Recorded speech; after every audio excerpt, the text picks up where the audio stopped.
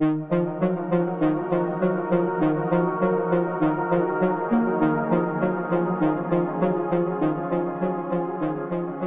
so smartphones. Today they are really similar. Most manufacturers are shipping the same two pieces of glass and aluminum, and sometimes even the same processors, which makes it hard to find a difference.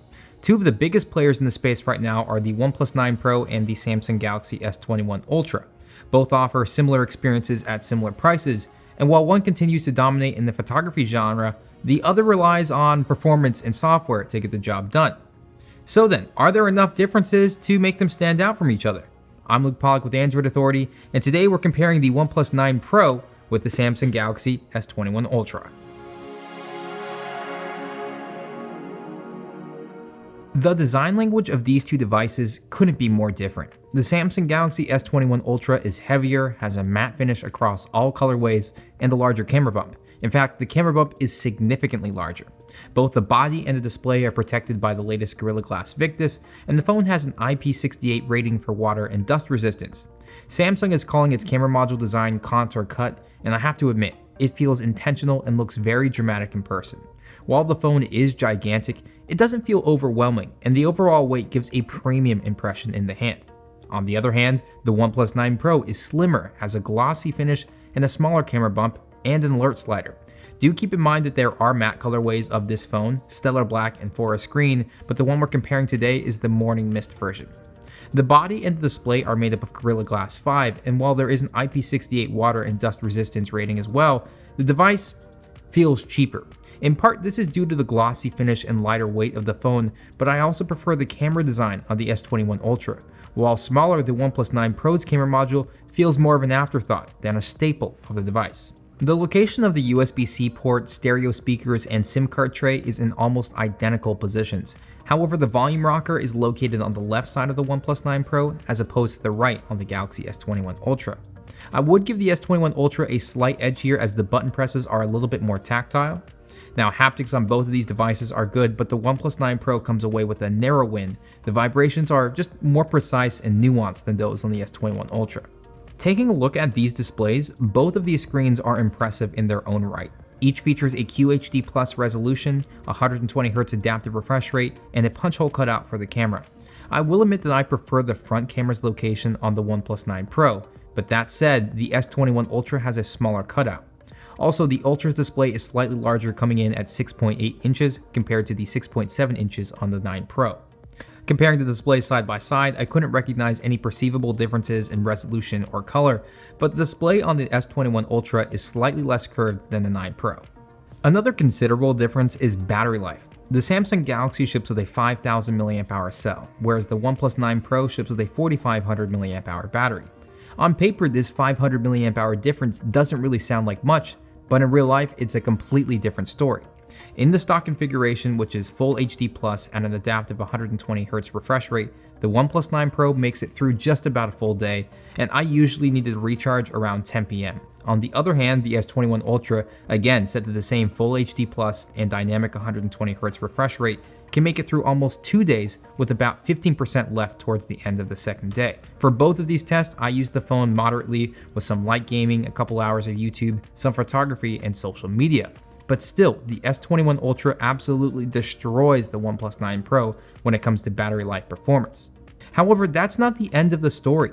Where the OnePlus 9 Pro has the S21 Ultra beat is in its charging technology. The 9 Pro actually comes with a 65-watt charger in the box. Yes, there's a charger in the box, but there's no charger included with the Galaxy.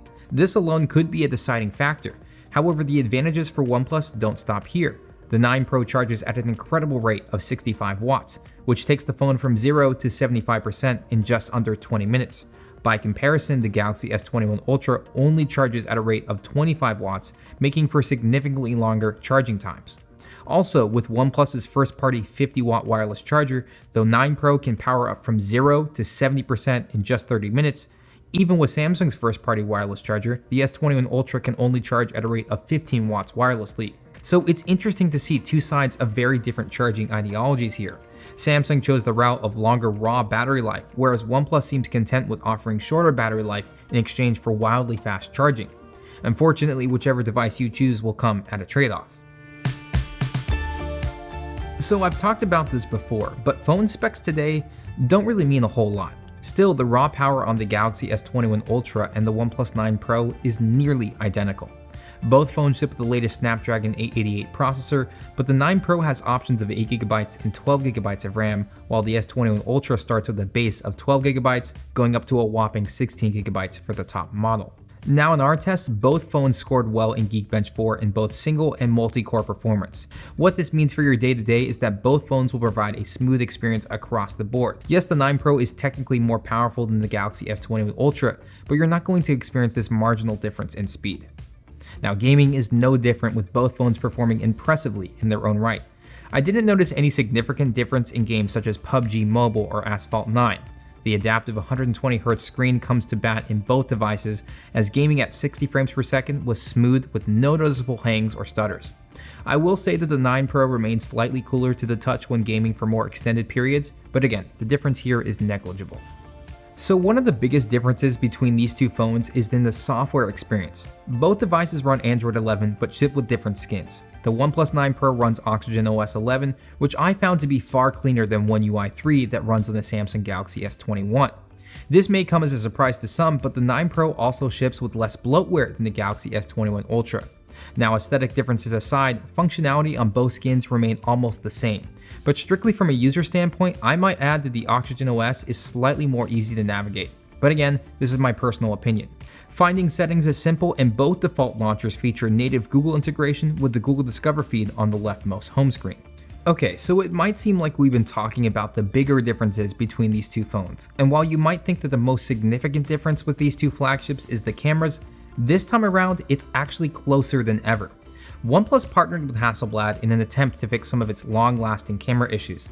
This new change has proven to be pretty successful, but as you'll find out, the Samsung Galaxy S21 Ultra performs slightly better than the OnePlus 9 Pro in most metrics. Both of these phones handle dynamic range, white balance, detail, and color well. However, the OnePlus 9 Pro seems to produce slightly more detailed images compared to the Galaxy S21 Ultra. On paper, you might think the S21 Ultra would beat out the 9 Pro due to its larger 108 megapixel wide-angle camera. By comparison, the OnePlus 9 Pro only uses a 48 megapixel primary camera. However, due to pixel binning, both produce 12 megapixel images by default, and the results are pretty comparable. Like I've said before, specs don't mean everything, and the 9 Pro is an excellent example of this. That said, I think the difference comes down to software processing. The 9 Pro does tend to over-sharpen images, giving the effect of a more detailed photo, whereas the Galaxy S21 Ultra's detail is on par, but the software processing softens the image. Regardless, this is the closest we've seen OnePlus get when it comes to camera performance. The S21 Ultra still produces more saturated, punchy, and brighter photos. Like we mentioned in our full review, thanks to the partnership with Hasselblad, OnePlus has improved its color processing this generation, which errs on the side of realism. The images produced are flatter with less contrast and saturation, and appear to be more true to what your eye is actually seeing. Some might view this as a downside, but it gives you some added flexibility to edit the photos in post. I did prefer the overall look of the S21 Ultra's color science over the 9 Pro, but this will come down to personal preference. If you like punchier, brighter images, then the Galaxy S21 Ultra might be the camera phone for you. HDR performance on the OnePlus 9 Pro is not as good as compared to the Galaxy S21 Ultra. In most cases, the S21 Ultra retains more detail in the shadows and highlights, making for a slightly more natural looking HDR image. This is especially seen in lower light indoor photos, as the 9 Pro produces some oversaturated scenes. Even still, in daylight scenarios, the 9 Pro competes, but tends to reduce the highlights and lifts the shadows a little bit more. The resulting image is a little bit flatter than the S21 Ultra, but not at all unpleasant. Now, the wide-angle lenses on both of these phones are pretty dang good. The images coming out of the 9 Pro are detailed, and white balance and sharpness are good too. However, the S21 Ultra does tend to produce a slightly sharper photo with higher dynamic range. It also creates a more accurate white balance, and images are brighter and more saturated overall. The Galaxy S21 Ultra takes the win here, but by a slim margin. Finally, the telephoto and selfie cameras are both very close, but again, the Galaxy S21 Ultra produces brighter, sharper, and less noisy images. This is especially significant in the telephoto lens, considering that the S21 Ultra is capable of 10 times optical zoom compared to the OnePlus's 3 times optical zoom. Still, even at 3 times, the S21 Ultra produces far sharper and cleaner images. Lastly, in low light, the Samsung Galaxy S21 Ultra performs better. Dynamic range and white balance are slightly more accurate versus the OnePlus 9 Pro. That said, again, the 9 Pro seems to retain more detail in the highlights and shadows. Both devices produce incredibly close images in low light, but I still prefer the more saturated images coming out of the S21 Ultra. Alright, so let's talk prices. In the US, the OnePlus 9 Pro starts at a base price of $969 for the 8GB of RAM, 128GB of storage option. If you want to move up to the 12GB of RAM, 256GB model, that brings up the price to $1,069. The Samsung Galaxy S21 Ultra starts at $1,199 for the 12GB of RAM and 128GB of storage. Prices do go up in $50 increments if you want the higher tier options. So then, which one should you buy? Well, both devices are really solid. The specs compete on paper and in real life, which means choosing one of these premium flagships over the other has never been so difficult. Furthermore, the main cameras on both of these devices perform so closely that I don't believe it's a metric to choose one over the other. That said, the Samsung Galaxy S21 Ultra provides a more premium experience both in design and battery life, albeit at a much higher MSRP. This might make it a better option for some power users. On the other hand, the 9 Pro has crazy fast charging times, a minimalist design, and competitive cameras, all for $200 less for the base model, which makes this phone a more budget-friendly choice. Bottom line, if you want smoother UI, incredibly fast charging times, then go with the OnePlus 9 Pro. But if longer battery life, overall camera versatility, and a more premium design is your cup of tea, then the Galaxy S21 Ultra is the clearer choice to go with. Alright, so that's going to wrap it up for this versus video. Make sure to check out our in-depth written review of both phones via the links below.